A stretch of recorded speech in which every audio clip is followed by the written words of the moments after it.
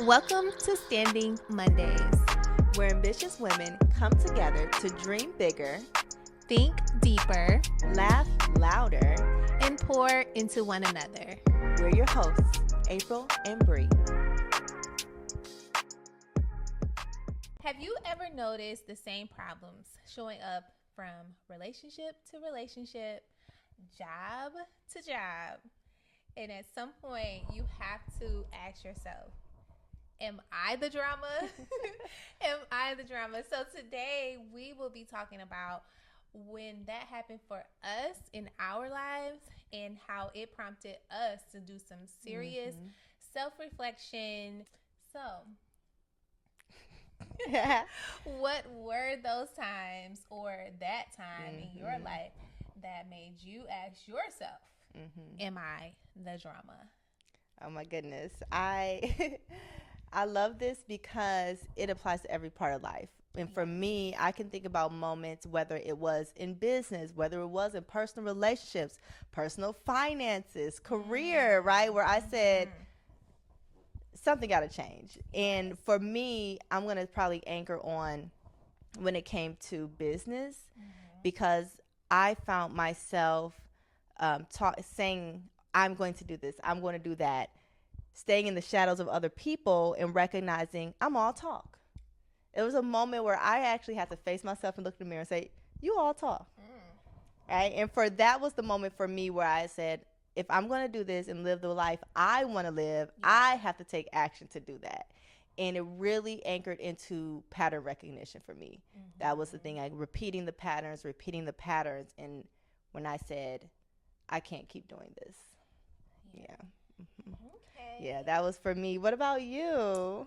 So for me, it was definitely pattern recognition as well. But for me, it was different. It was more personal. It was like a relationship that showed me. It was like a reflection back to me. And in this relationship, like it was a great relationship. And he was, I feel, he was showing up. He was consistent. He was putting in the effort. He was really showing me love.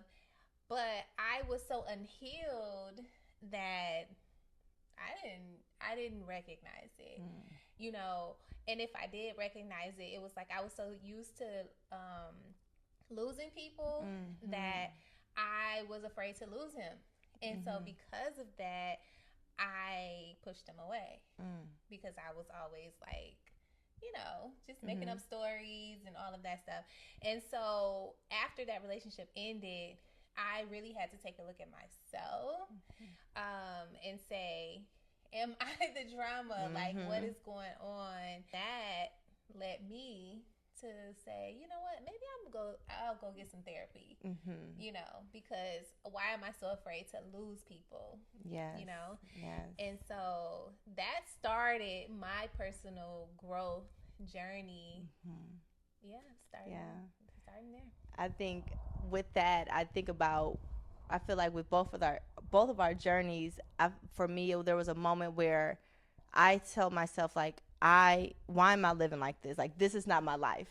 There was that point where it's like, this is not my life. Something has to change. Yes. And in that personal growth of recognition, it's so important for us to be honest with ourselves. Don't lie to ourselves. Because when you lie to yourself, I mean, how more silly can you get in a sense, right? Like, you are literally looking at yourself and saying, everything else is the problem. Everything else is the problem. And I think personal growth begins when you look in the mirror. Yes. And it's like you start taking some accountability. I think that's the real thing about personal growth is that mirror. Yes. You have to face that mirror. Yes. And last time we talked about friendship, and for this, I feel like something that I've heard before several times is, you be a friend to yourself. Yes. And that is for me when it comes to personal growth, having the conversations with yourself and saying, okay, what do I need to work on? Having that awareness and actually doing the work. Doing the work. So I want you to tell me more about your mirror checks. Oh, yes, yes, yes. Because I love this. So, the mirror check, when I walk past the mirror, I will say to myself, hey, are you good?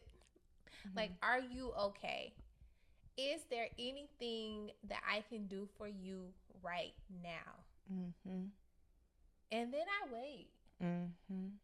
to see if there's anything I can do for myself in that Mm-hmm. moment. And when you hear that, doesn't that sound like something you would do for a friend? Exactly. Right? And so you have to be a friend to yourself Mm-hmm. first. And what's funny about that is because you're doing it for yourself, it gets reflected back to you all Yes. around you. And and one thing that you're saying that for me, one of the things that I do is we talk about that self talk. You know, because I think you're kind of getting into the self talk thing. Yeah. And I feel so strongly about the word choices that I make because they have power and energy to them. And anything that you're coming out of your mouth, you're also saying to yourself. Yes. Or, of course, the things that you're saying to yourself that might not be healthy.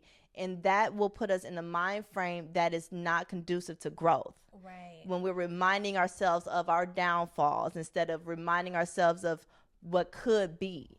And so I think part of that when it comes to growth is, what words are you saying to yourself? Yes. How are you speaking to yourself? Are you speaking love to yourself? One of the things I learned, I've been a fitness coach and all kind of other things too, is that you cannot hate yourself into growth. You have to love yourself into growth. Yes. You have to love yourself into things. You know, whether if it's you wanting to go to the gym, is, oh man, I hate how I look, I'm gonna go. No, you go because you love yourself. Yes. You eat better because you love yourself. Yeah. You do this type of work because you love yourself. Yes. How you treat yourself, how you talk to yourself, sets the standard for how other people treat you and talk to you. Because we always talk about this mirror on your self-work journey, on your personal growth journey. As you continue to grow and as you continue to do that work, you're going to start seeing that work outside of you. As you go to another level, the people that you attract, the way that you're being treated, all of those things are going to be different. And you know why? It's because of the work that you're doing. One thing I want to bring up to that point, April, is I don't know if anyone heard of The Miracle Morning. But The Miracle Morning is a book, I believe, by Hal Elrod. Okay. And he talks about how, take it or leave it as far as getting up at 5 a.m. Take or leave that part. But he talks about how he studied several thousands of successful people and said, what do they do every day? Right? And they all did certain things. They all may not have done all of them, but they all did these specific things. And the acronym was SAVERS. So in the morning you would silence, whether that's prayer, meditation, what have you. Silence and then affirmations, right? So you would say, find good words to say to yourself, reading good words, visualization, which is honestly one of the hugest things that I always leverage is visualization, seeing success, seeing what that looks like. Even let's say if you're need to have a conversation, visualizing that conversation happening successfully, right? Exercise, whether that's for 5 minutes or 30 minutes, but moving your body, reading. That could be a quote, it could be a book, what have you, but getting good words inside of you. And the last one was scribing, which is, of course, the journaling and stuff. So what he said was that, the people across the, success spectrum, they at least did some of these things every morning. And when I started to enact that, to your point, I was like, oh my gosh, I'm attracting the people I want in my life. And I'm like, what changed? You took time to center yourself, to ground yourself, to recognize what you needed, what you wanted, what your intention was out into this world. Okay, that is not clouded by the intentions of others or the intentions of society or powers that be that will scramble that. So I just really do want to echo what you said about when you do the work. But Mm. what about you when it comes to doing the work? What does that look Yeah. like for you? What does it feel like? Yeah. So doing the work, like I said, started with therapy, Mm-hmm. and just showing up, right? Mm-hmm. Recognizing I needed to do that. There were some parts of me that needed to be healed. And so it started with therapy. From there, then it was coaching, Mm-hmm. right? Like I had this, it was called the confidence builder. So not confidence, but Okay, confidence builder. okay. And it was Mm-hmm. kind of like a group coaching. And then from there, I had like other coaches, business coaches, and something called a feminine radiance coach, which is not at all what you think it is. It's not Mm-hmm. like take a bubble bath Mm-hmm. and go to spa days. It was like mirror work. Like, Yeah. no, you need to look in the mirror and do that shadow work. Yeah. Definitely a journey. It was a lot of Mm-hmm. things that I had to put in the work. It was like I can't just show up or they tell me things to do and Mm-hmm. I just don't do it. It's like, Mm-hmm. oh, this is what I need to do to be a better me. Then Mm-hmm. I'm going to do it. I'm going to journal. I'm going to Mm-hmm. put in that self work. Personal growth for me also was pausing, say, what does Bree Bree want? Yes. Because oftentimes my challenge was the people pleasing, the appeasing, the Mm-hmm. accommodating, overcompensating, in all areas. Yes. All areas. Yes. Business, I'm working harder for whether it was a co-partnership business or someone else's business, working harder for them, working harder in my relationships, but not asking what does Bree Bree want Yes. and what's next for me. And silence and being Mm-hmm. still is one of the things that when you think of growth, right, there's work, but also sitting still and allowing your thoughts to come to you, the answers to come to you Mm-hmm. in a sound mind, just being still enough Yes. is a big part of it too. And I like what you just said, but I would say that sitting in silence is work Yes. because we're so on autopilot all the time. We're so busy. We're so here and there that you have to be intentional about being in that silence. Yes. Like, Yes. if you're not used to that, then that's going to be work for you initially because Yes. you have to allow yourself to do that. And in silence, it's the self-reflection. When you talk about the work that you need to do, Mm-hmm. because oh, maybe I could have done that differently. Even speaking up. Yeah. One thing that growing up, I was really taught humility, Yeah. and we learned that be humble, don't brag or don't say too much, don't rock the boat. And I took all of those lessons to heart, but it turned out to be a detriment to me in a lot of ways because I stopped even feeling like I needed to have an opinion. Yes. I was like, nothing mattered enough. Yes. No, I resonate with that so much because I was like that. And I wouldn't even say I went through a period. Yeah. I was like that majority of my life Mm-hmm. until I began my personal growth journey. I was that girl. I was that Mm-hmm. woman who felt like and I would use this excuse. I would Mm-hmm. say it just doesn't matter that much to me. Mm-hmm. I don't have an opinion on this because I don't care, Mm-hmm. right? Yes, So, absolutely. and I would Yes. get so mad because everybody, like on my jobs and things, they would want me to speak up, and they're like, "April, what's your opinion?" Or and I don't care. Like I don't Mm-hmm. want to say my opinion because I don't care, and that's what I used to think. Mm-hmm. And I start to realize that my opinion matters, and that's Mm-hmm. why it's being asked because Mm-hmm. it matters. And like I need to speak up because some of these decisions that were being made would affect me, but I just didn't think, and I wouldn't have said that out loud, like my opinion doesn't matter, Mm-hmm. but subconsciously that may be what was happening. It's just like it don't matter. Where do you think that came from? Oh my goodness. I really honestly don't know. Mm-hmm. I resonate with what you said as well as far as like that humility sense Mm-hmm. of things. It's like I never wanted to be too big. Mm-hmm. Like I never wanted to be like you know, in the spotlight and to shine and things like that. And I dealt with that for so long. For so long, I would apologize for my success.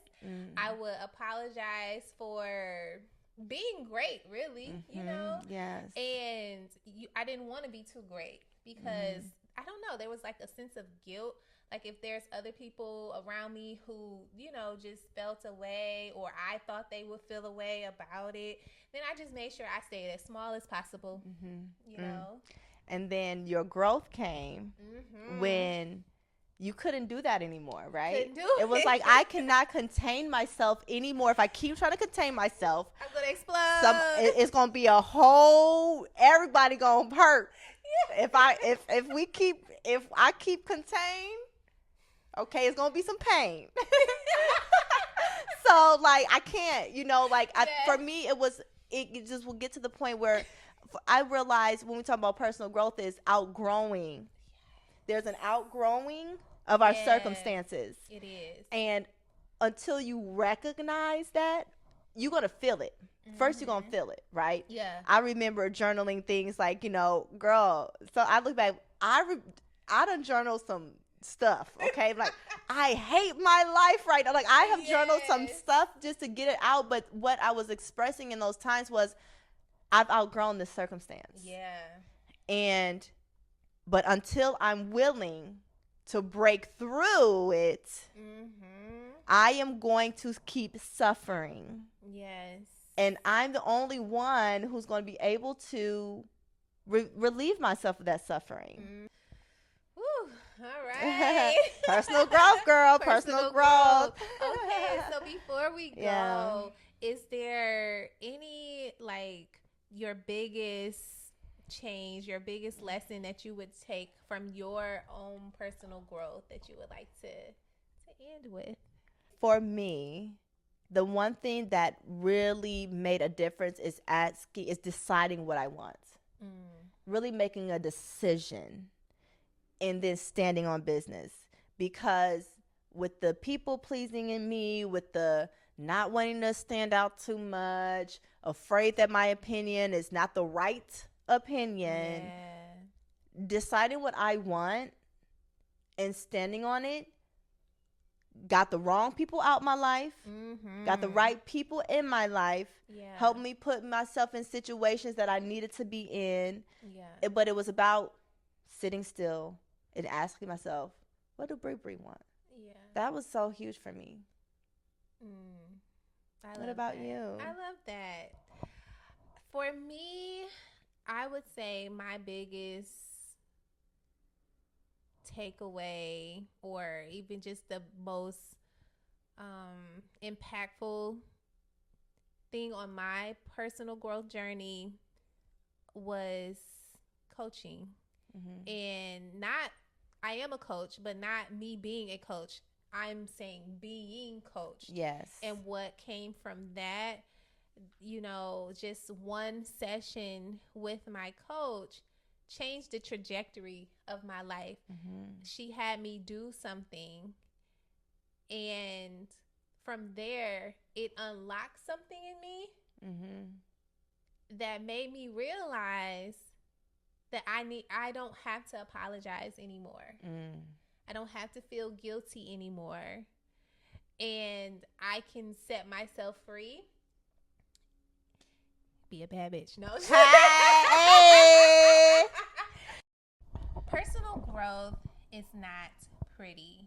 It requires you to do the dirty work, to look in the mirror and ask yourself, where am I the drama in my own life?